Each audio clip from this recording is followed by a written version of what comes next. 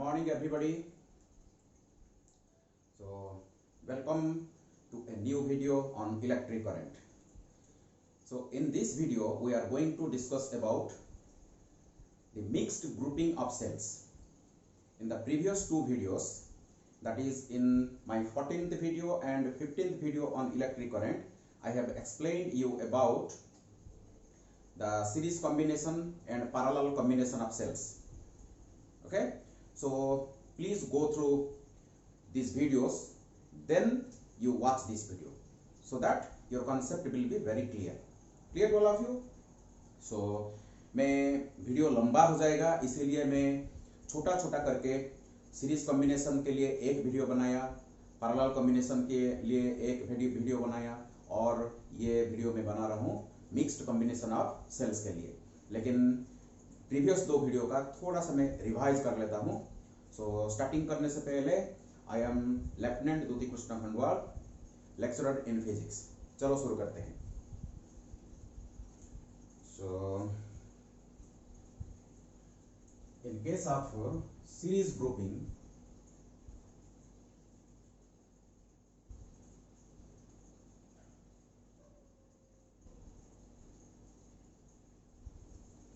so in case of series grouping of cells, suppose we will consider two cells. So this is my first cell and this is my second cell. Both are in series, and these are the terminals across which we will connect a resistor, external resistor, whose resistance is R. This EMF E1, suppose it's EMF E2, it's R1 internal resistance, R2 internal resistance of the second cell. Suppose current I is flowing in this circuit, and equivalent circuit of this is like this. These two can be replaced, these two cells can be replaced by an equivalent cell having equivalent EMF ES and equivalent internal resistance RS. If this cell, imaginary cell, is connected across the same resistor of external resistance R, it will flow again I current in the equivalent circuit. So we have developed a relation, that is ES is equal to E1 plus E2, and RS is equal to R1 plus R2. So these are the formulae we have derived earlier in the previous video. Please go through. Okay, so this is the expression for two cells. This is this formula can be extended to any number of cells. If I will have 3 cells, then it will be E1 plus E2 plus E3. If I will have n cells, then this expression will be extended to E1 plus E2 up to En. Okay, so in general, for n cells, okay, in general for n cells of different EMF, ES is equal to E1 plus E2 up to En, and this can be written as I is equal to 1 to N, I is equal to 1 to N E I S. So in form of summation we can write like this. Okay, so देखो, for internal resistance RS can be written as R1 plus R2 plus plus Rn, and in summation form it can be written as I is equal to 1 to N Ri. Okay, for n cells. If these expressions can be converted into a different form if the cells are identical cells. Suppose we will consider identical cells. Identical cells means same EMF. Each and every cell has the same EMF, E plus E plus E up to E. So for यहाँ लिखेंगे for identical cells. For identical cells आपका जो ES will be equal to, अगर n cells होगा तो n E होगा, E plus E up to n terms, तो NE. Okay, equivalent EMF. लेकिन equivalent resistance is equal to your N R. If I will consider S cells, देखो मैं थोड़ा सा इसको चेंज करूंगा, S cells are connected, then it will extend up to S, it will extend up to S, it is extend up to S, and this will become your S, this will become your S. I have symbolized it by S because it is for series combination. So series combination के लिए if S cells are connected in series, then equivalent EMF of all the cells will be equal to SE. That means ES is equal to your SE and RS is equal to SR. ये knowledge हमारे पास होना चाहिए। Mixed combination को अच्छी तरह समझने के लिए ये जो सीरीज कॉम्बिनेशन का नॉलेज पूरा होना चाहिए और पैरेलल कॉम्बिनेशन का नॉलेज पूरा होना चाहिए। तो मैं थोड़ा सा रिवाइज कर लेता हूं, लेकिन मेरा प्रीवियस वीडियो को देखो, मैं डिटेल इसको बताया हूं। अगर ये दो सेल को मैं पैरेलल में कॉम्बिनेशन करूंगा, parallel,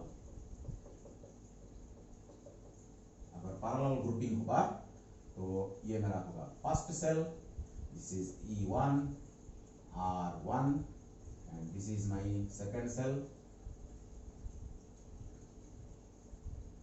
The positive terminals are joined to a common junction, suppose B, and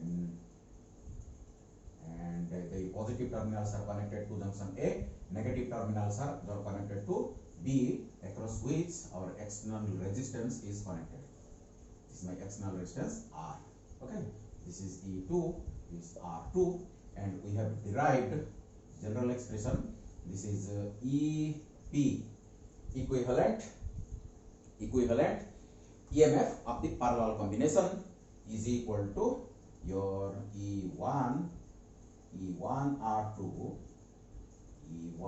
R2 plus E2 R1 divided by R1 plus R2, ये एक्सप्रेशन था, and your RP is equal to R1 R2 divided by R1 plus R2 for two cells, okay, for 3 cells, for 4 cells, for n cells, for p cells ऐसे करेंगे, for p different cells, for p different cells I have given you the expression EP is equal to E1 by R1 plus E2 by R2 plus dot dot dot plus EP divided by RP divided by 1 by R1 plus 1 by R2 up to plus 1 divided by RP. ये मेरा formula, general formula P cells के लिए, लेकिन for different EMF and different internal resistance, and RP 1 by RP ऐसे 1 divided by RP ऐसे लिख सकते हो, नहीं तो is equal to 1 divided by R1 plus 1 divided by R2 plus dot dot dot plus 1 divided by RP ऐसे लिख सकते हो। अगर इसको आप ऐसे लिखोगे, अगर RP चाहिए तो इसको ऐसे लिखना पड़ेगा, 1 divided by this one, okay. So ये मेरा एक्सप्रेशन और ये मेरा एक्सप्रेशन,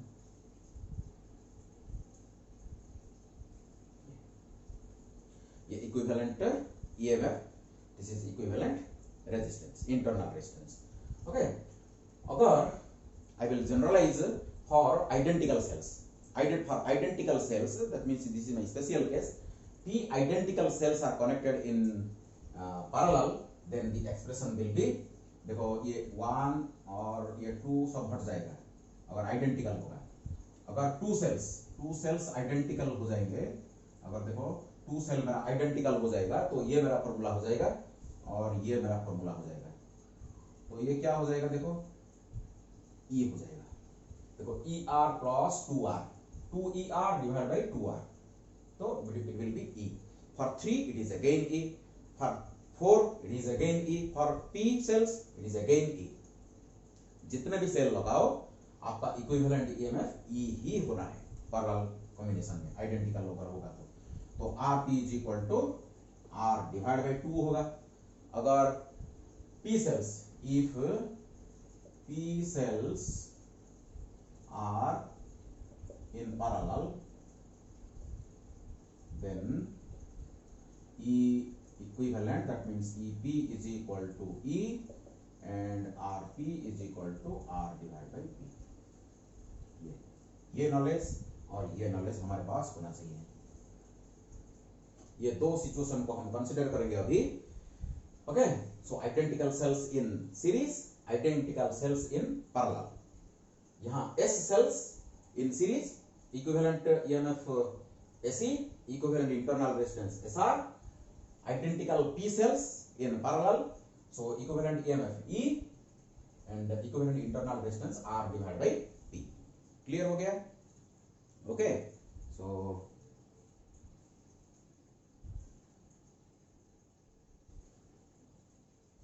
थोड़ा सा रिवाइज कर लिया, याद किया, तो for detail description go to the previous videos. Okay, एक वीडियो में मैं सीरीज कॉम्बिनेशन के बारे में बताया और नेक्स्ट वीडियो में मैं पैरेलल ग्रुपिंग के बारे में बिल्कुल पूरा अच्छी तरह आपको बताया, एक्सप्लेन किया। Please go through.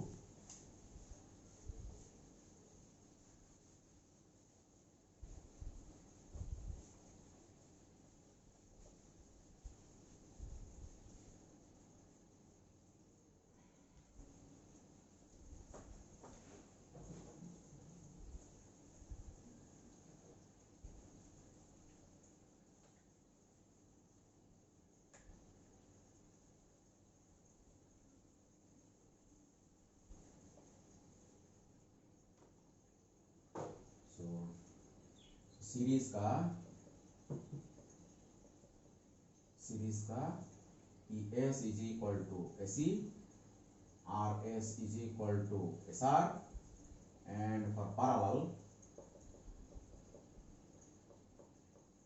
पैरेलल के लिए, ये सीरीज के लिए, पैरेलल के लिए EP is equal to E and RP is equal to R divided by P। Okay, तो तब देखो अभी हम मिक्स्ड ग्रुपिंग की तरफ बढ़ेंगे। तो मिक्स्ड ग्रुपिंग के लिए देखो, mixed grouping of sales,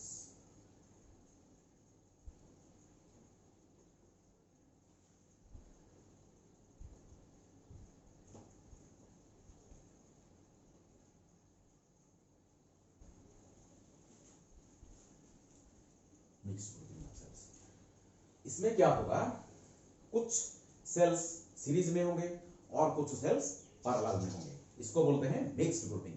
so series और पैरेलल का कॉम्बिनेशन को हम मिक्स्ड ग्रुपिंग बोलते हैं। Suppose this is the situation, please see. So this is my first cell and this is my second cell, okay, and this continues. There are so many cells, and after that here is another cell, and in a row, this is called your row.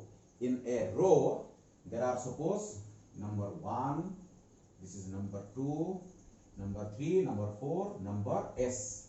That means S cells are in series. 1, 2, 3, 4, 5, 6 up to S cells. S cells are in series. And this is my second row. Second row also contains S cells.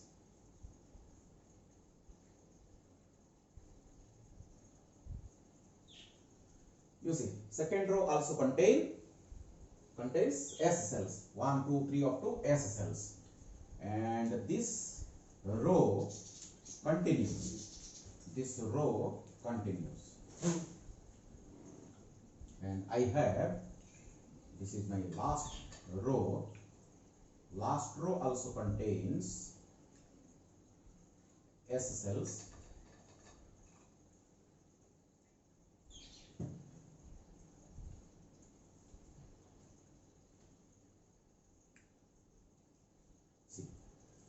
So this is my first row, this is my second row, third row, fifth row, up to P number of rows. total p rows are there. Okay, first row, second row, third row, ऐसे p number of rows are there, and each row contains s identical cells. All cells I have considered are identical in nature, each having in EMF E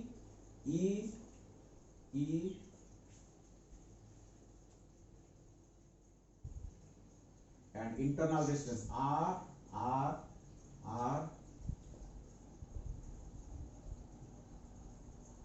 Okay, and the positive terminals of each row are joined together, and negative terminals of all the cells are joined together, and the terminal hence formed is called your B terminal, and this is my A terminal. Okay, across which a resistor is connected.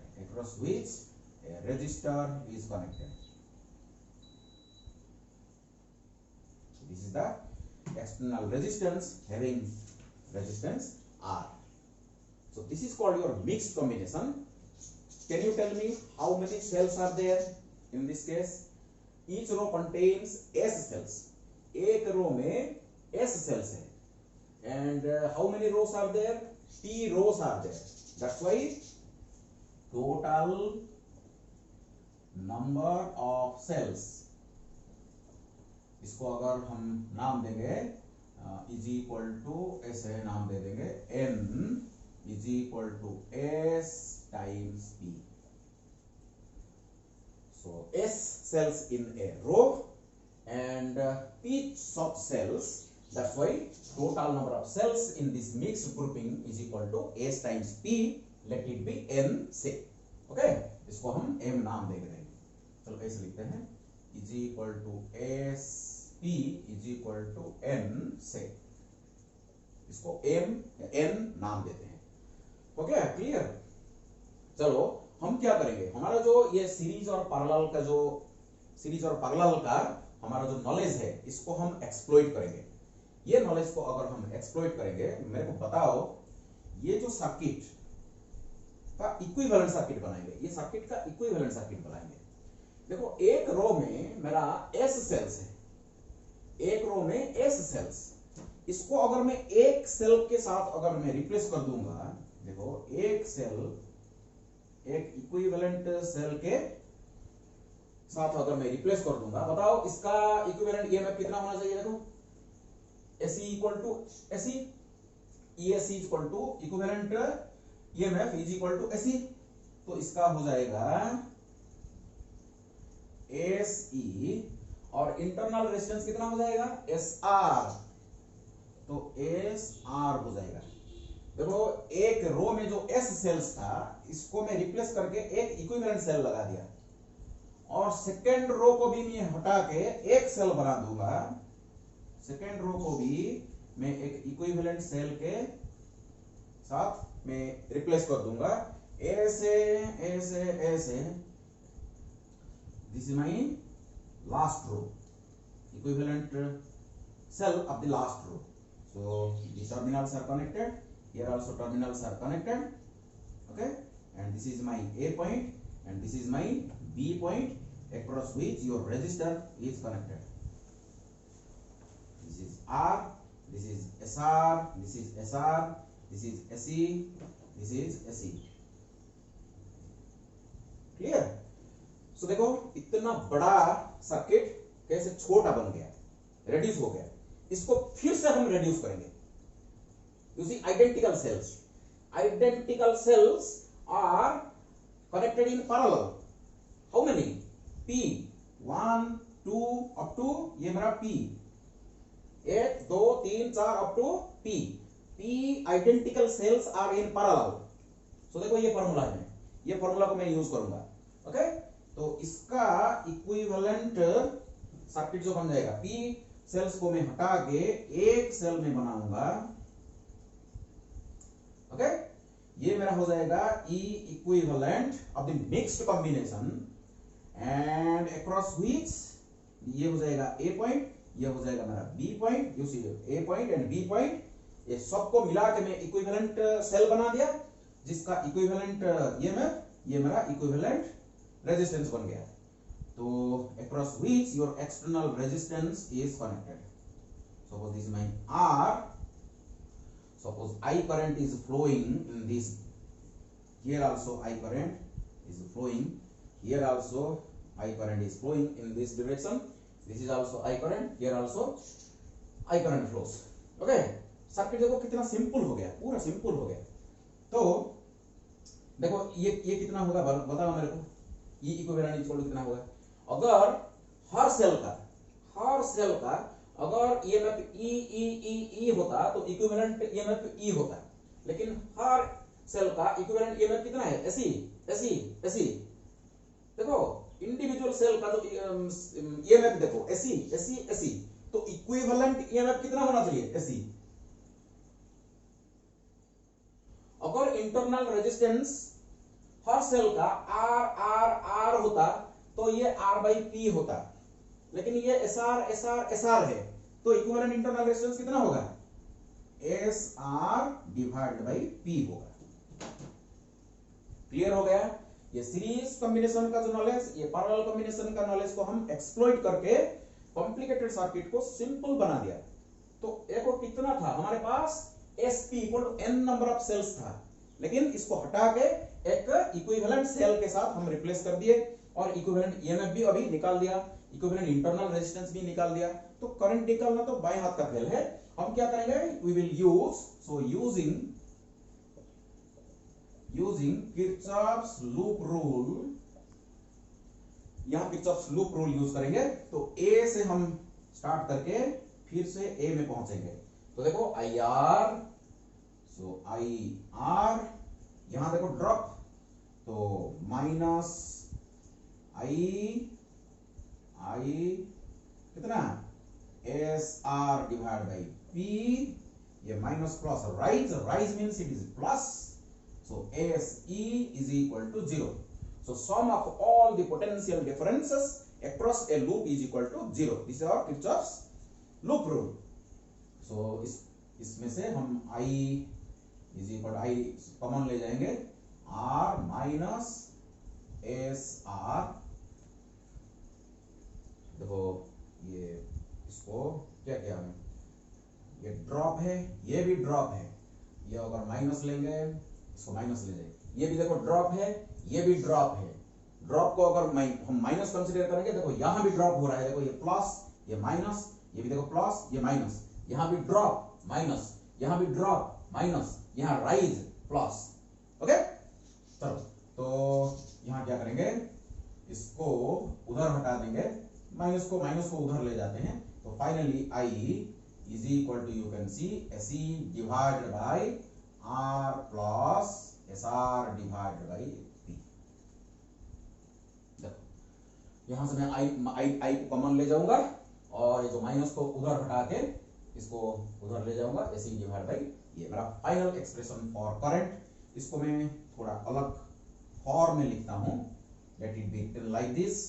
So I equal to, ये S को मैं नीचे ले जाऊंगा, तो E divided by, ये भी एक फॉर्म है, ये भी हमारा यूज होगा, ये मेरा net EMF in the circuit, equivalent EMF और effective EMF, and this is the net resistance in the circuit. This is the external resistance, this is the equivalent internal resistance of the mixed combination. Okay, and this is the equivalent EMF of the mixed combination. So S को अगर मैं नीचे ले जाऊंगा तो ये हो जाएगा R divide by S plus R divide by P। ये S को मैं इधर डिवाइड कर दूंगा, यहां भी डिवाइड कर दूंगा, तो S यहां से कैंसिल आउट हो जाएगा। तो ये बन जाएगा मेरा रिजल्टिंग करंट, ये मेरा रिजल्टिंग करंट है। ओके, ये जो करंट का फॉर्मूला, इसको थोड़ा सा मैं मैनिपुलेट करके मैं एक ऐसा फॉर्म में ले सकता हूं, जिसको देखो ये ऐसा भी लिख सकते हैं हम, थोड़ा सा मैनिपुलेट करके, थोड़ा सा रिगरस कैलकुलेशन यहां चाहिए, लेकिन कैलकुलेशन हमको करने की कोई जरूरत नहीं, हम ऐसे याद रखेंगे इसको। सो ये होगा आपका SPE divided by root over P R minus root over S R का square minus 2 root over S P R are.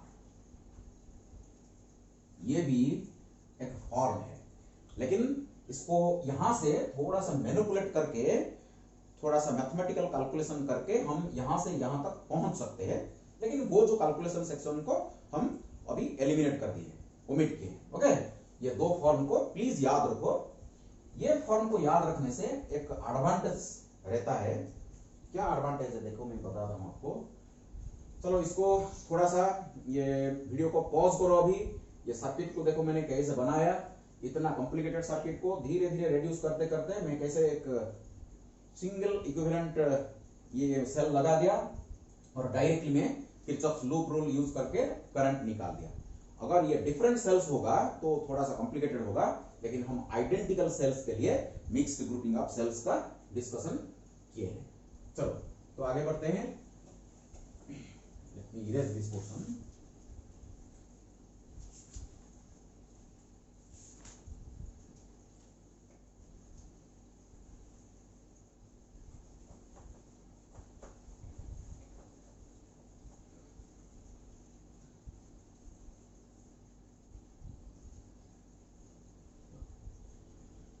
Okay, देखो सो यहां से मैं आपको एक क्वेश्चन पूछना चाहता हूं।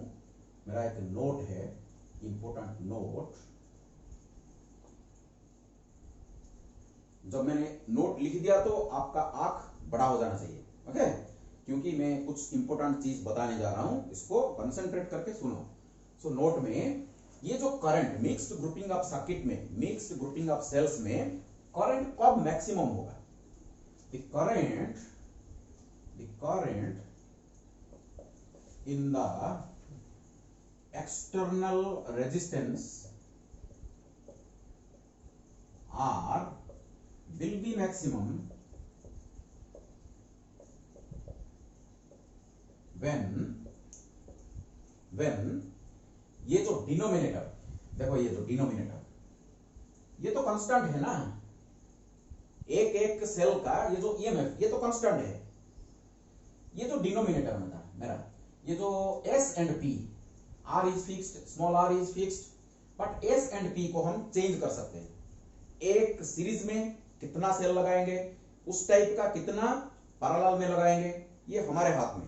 टोटल नंबर ऑफ सेल्स को हम सीरीज और पैरेलल में हम अपने हिसाब से चेंज करके लगा सकते हैं। इसीलिए S and P, the multiplication is a constant quantity, as into p is constant quantity, but s and p को हम चेंज कर सकते हैं।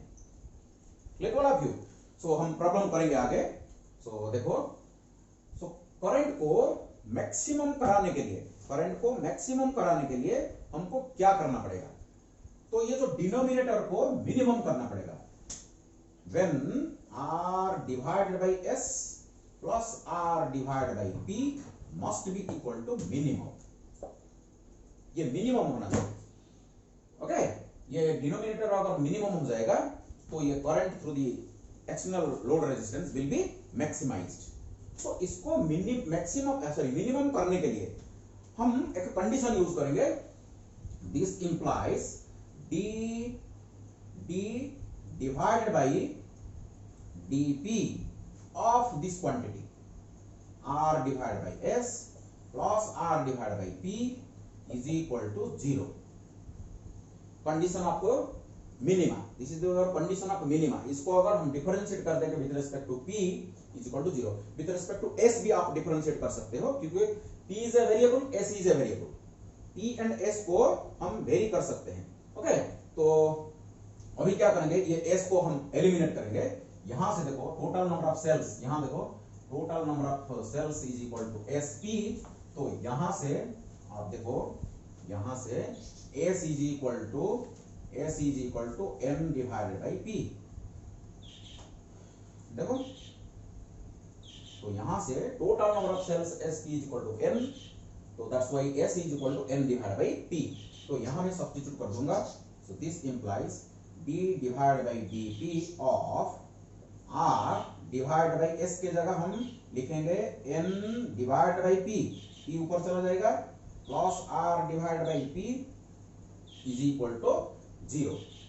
चलो इसको डिफरेंशिएट करते हैं। So D divide by DP of this term, so R divide by N, P का डिफरेंशिएशन 1, ये minus R divide by P square हो जाएगा। ओके, क्योंकि 1 बाई पी का -1 -2 इसको ऊपर ले जाऊंगा, इसको ऊपर ले जाऊंगा तो देखो d divide by D P, R तो कांस्टेंट बाहर रहेगा, पी टू द पावर -1, तो -1 पी टू द पावर -2, तो -1 डिवाइड बाई पी स्क्वायर हो जाएगा, तो minus R divide by P square हो जाएगा। ओके, तो इज इक्वल टू 0।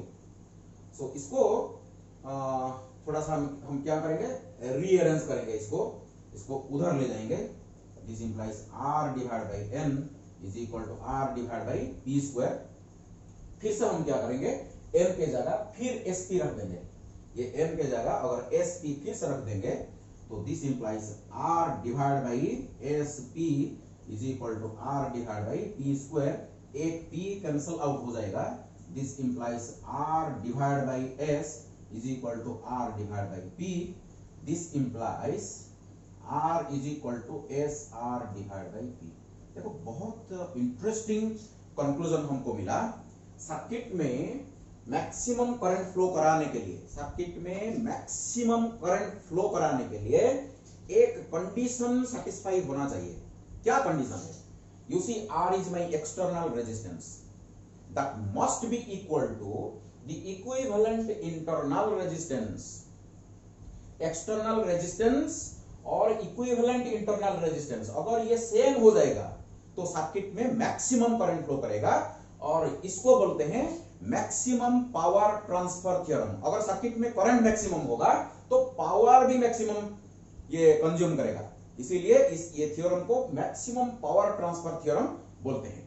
लेकिन ये जरूरी नहीं है इस कंडीशन में, ये जो कंडीशन में जो सिचुएशन आपको दिखा रहा हूं, ये सिचुएशन में करंट मैक्सिमम होगा तो पावर भी मैक्सिमम होगा।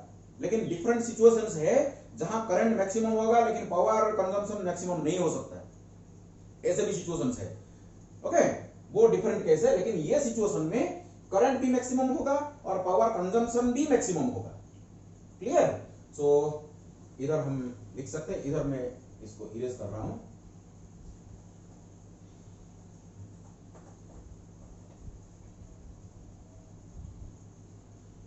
So for current to be maximum, the external resistance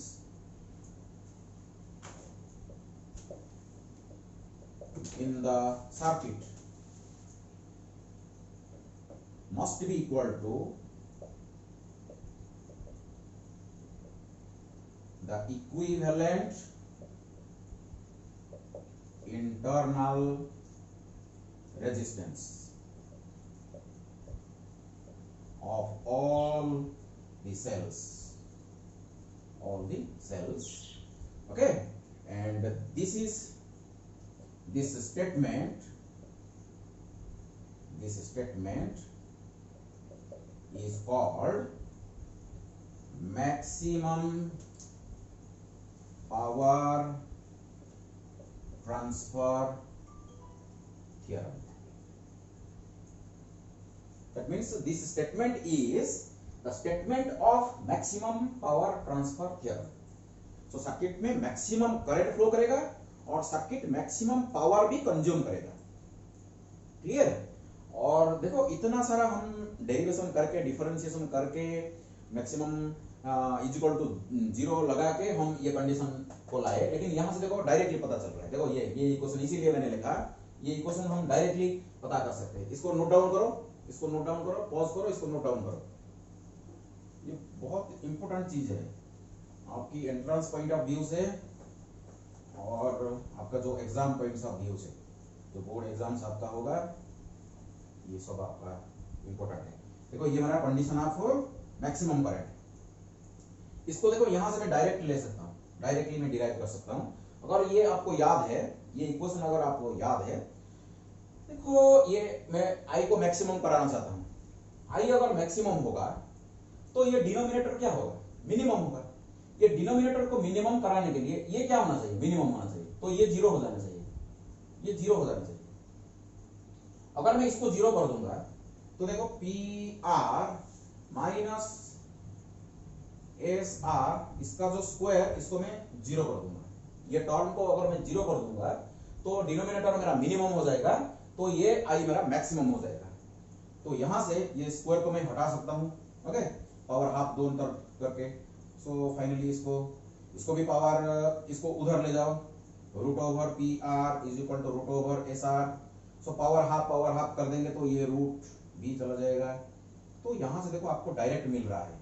so R divide by S, और आर इज इक्वल डायरेक्टली ऐसे लिख सकते हैं, R is equal to S R divide by, कुछ गलत हो गया, ये स्मॉल आर है, सॉरी ये स्मॉल आर है, ये स्मॉल आर है, internal resistance, okay, internal resistance, keep in mind. So ये this is my small are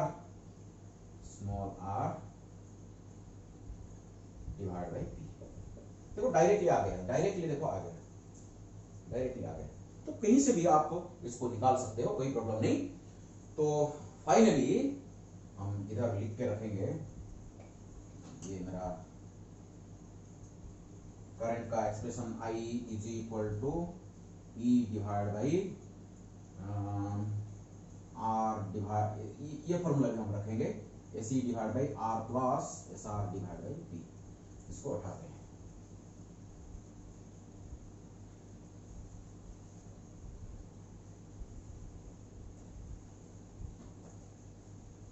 तो इसके रिलेटेड दो तीन प्रॉब्लम करते हैं तो पता चल जाएगा कि हमारा कॉन्सेप्ट कितना क्लियर है। देखो एक सिंपल प्रॉब्लम हम सॉल्व करने जा रहे हैं।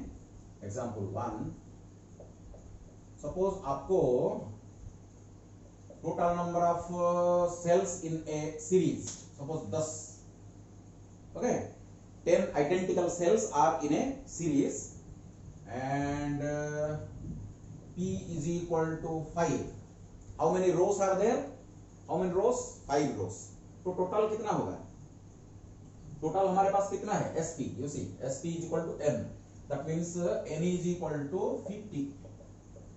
50 cells. We have 50 cells. In each row, there are 10 cells and 5 such rows are there. This is your mixed grouping.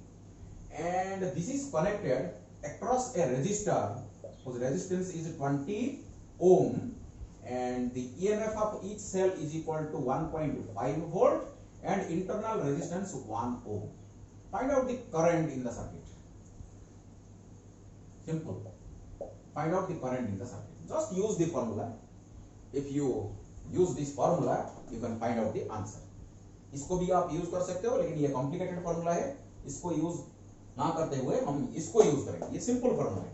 तो I इज इक्वल टू, देखो, तो I is equal to SE divide by R plus SR divide by P। जो value, सब कुछ देखो value हमको दिया गया है, हम इधर सब्स्टिट्यूट कर देंगे तो हो जाएगा आपका।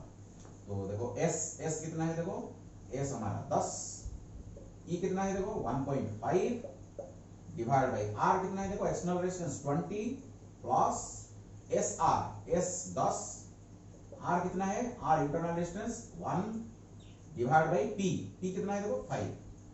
Finish, just calculate, okay, you will find the current to be, it is 0.68 ampere, okay, please calculate it, simple formula based। अगर फॉर्मूला याद है तो आप इसको लिख सकते हो। सो फॉर्मूला को भी याद करने की कोई जरूरत नहीं, ये अपने आप बन जाएगा। देखो ये तो मेरा effective EMF of the combination, और ये तो मेरा effective resistance of the circuit, net EMF divide by net resistance. इसको क्या याद रखो, ये अपने आप याद रहता है, ओके। ये थोड़ा कॉम्प्लिकेटेड है लेकिन ये सिंपल है। चलो और एक प्रॉब्लम करते हैं।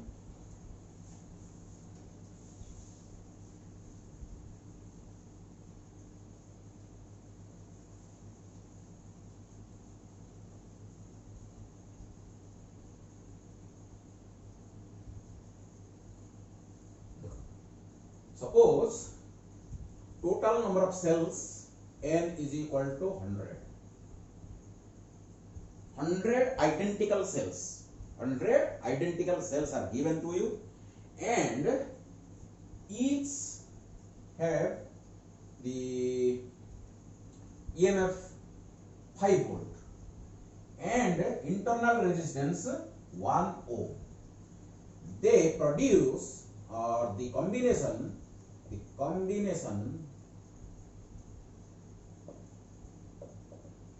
produce maximum current through external resistance R equal to 45 ohm. Find number of rows and number of columns, S and P. S and P पता करके बताओ. ओके, क्वेश्चन को अच्छी तरह समझो. टोटल नंबर ऑफ सेल्स 100, एक एक सेल का जो ईएमएफ है 5 volt and internal resistance 1 ohm. So question में पूछ रहा है, क्वेश्चन में दिया हुआ है मैक्सिमम करंट फ्लो करा रहा है.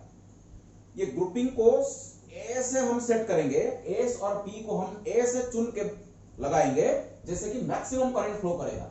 सो मैक्सिमम करंट का जो कंडीशन क्या था मेरे को बताओ. So R is equal to SR divide by P. ये कंडीशन ऑफ मैक्सिमम करंट, ये condition of maximum current, that is external resistance must be equal to equivalent internal resistance of the mixed grouping. तो ये condition को हम use करेंगे इधर. चलो use करके थोड़ा सा पॉज करो, वीडियो को पॉज करो, इसको सॉल्व करने की कोशिश करो. देखो एवरीथिंग इज ओवर हियर, सब कुछ है तुम्हारे पास, जस्ट इसको सॉल्व करो. इसके बाद मेरे को देखो, तो n is equal to s times p is equal to 50, sorry 100. कितना दिया गया है? 100. एक सीरीज में जो सीरीज में है s, the total number of cells in a series s, how many rows are there? p rows are there. Their multiplication is equal to total number of cells, it is given to be 100. एक number equation हो गया. सो दूसरा equation हम यहां से लेंगे. तो R is equal to SR divided by P because maximum current flows in the circuit. The combination produce, that means flow maximum current through the external resistance R is equal to 25 ohm. As the current is maximum, this condition should be satisfied. So external resistance must be equal to equivalent internal resistance.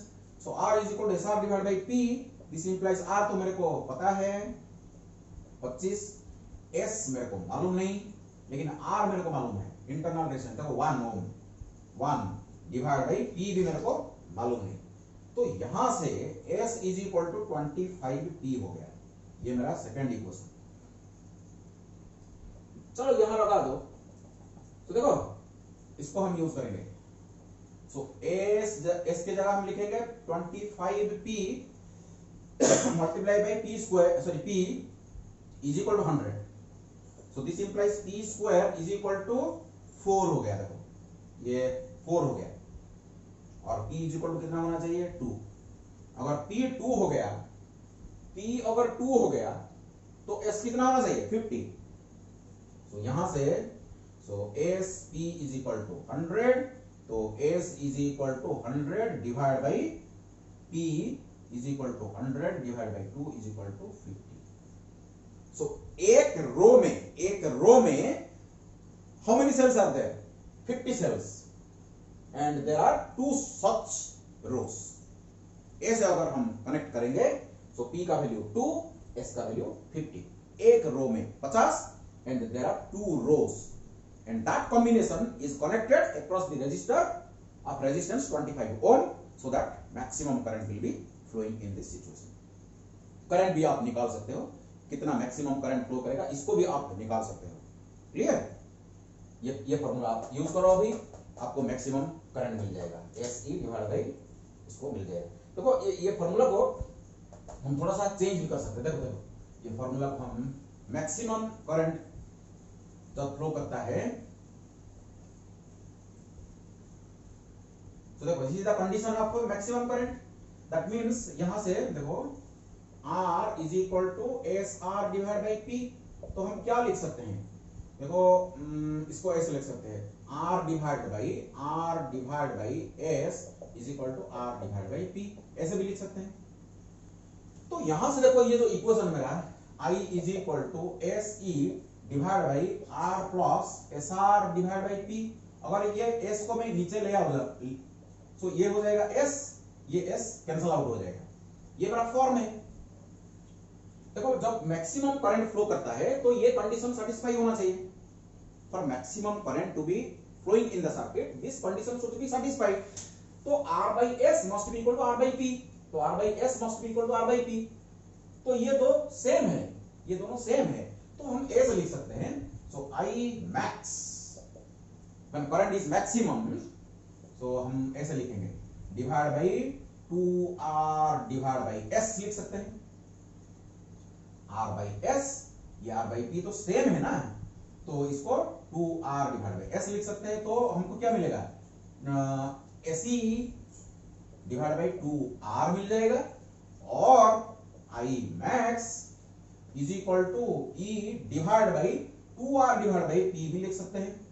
तो यहां से PE divide by 2R भी लिख सकते हैं।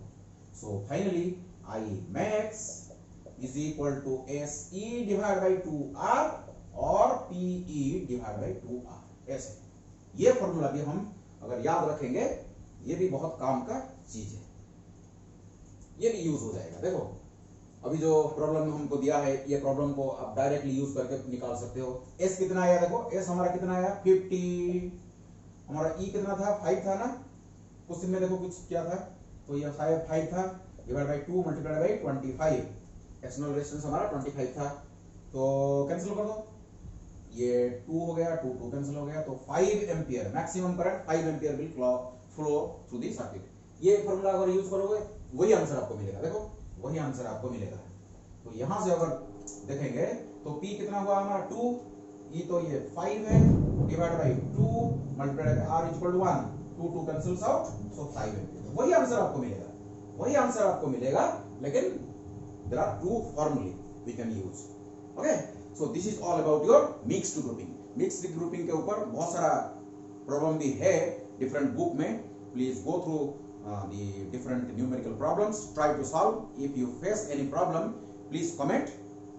अगर video अच्छा लग रहा है तो इसको लाइक करो, इसको आपकी दोस्त के साथ इसको शेयर करो। Okay, thank you all, God bless you.